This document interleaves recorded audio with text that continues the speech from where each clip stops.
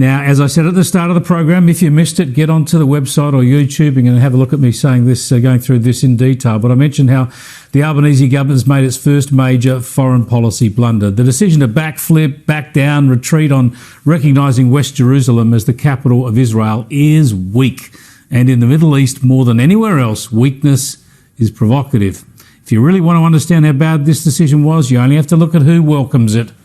And that is Hamas, the Sunni Islamist terrorist outfit that exists to eliminate Jews and to destroy Israel. Well, it's hailed the Albanese government's move.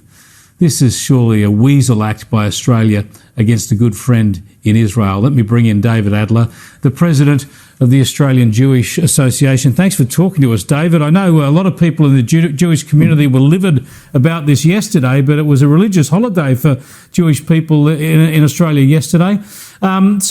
Just tell us how damaging this will be between our two nations.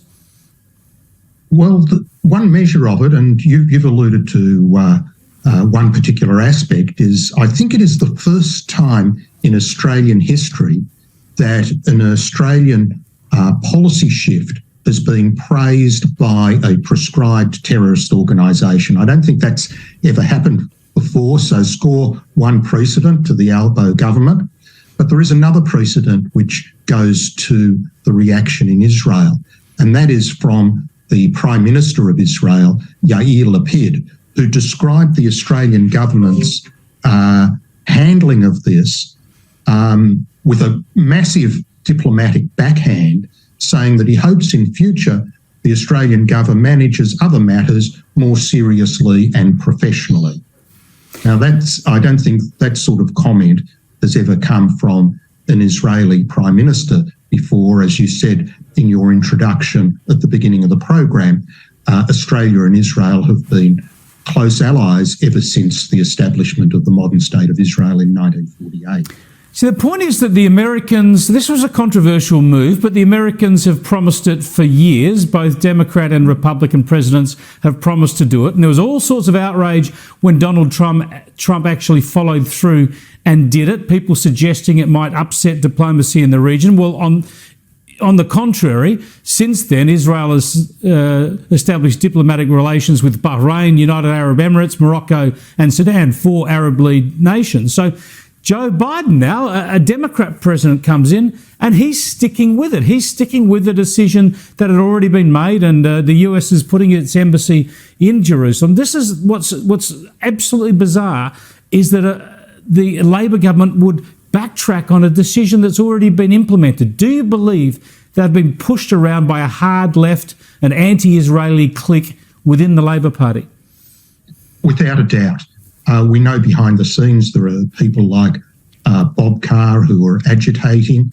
A couple of people have suggested to me, I don't know if this is 100% the motive, but the fact that there is a growth in the number of Muslim communities in Australia. There's about 6 or 7 times the number of Muslims than Jews, and perhaps this decision is to consolidate a voting base in Western Sydney and northwestern Melbourne. But the Abraham Accords, which are the normalisation agreements that you refer to, illustrate an important mechanism in the Middle East. I mean, it's fine for us sitting back comfortably in Australia on the other side of the world to think like Westerners as we do. But in the Middle East, it is principle, it is strength that is respected, not weak negotiations. Absolutely. And stuff. Absolutely. So, this sort of weakness is provocative.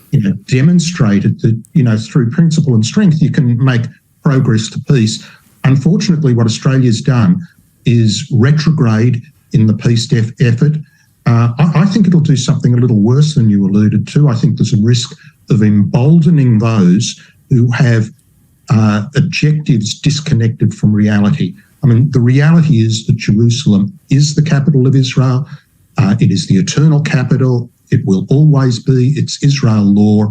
But now we have said to them, maybe we will give you diplomatic support. We're going to withdraw our recognition. And they can say, fight on for an unrealistic objective. Exactly. It encourages exactly the wrong sort of incentive. Thanks so much for joining us, David. I appreciate your time.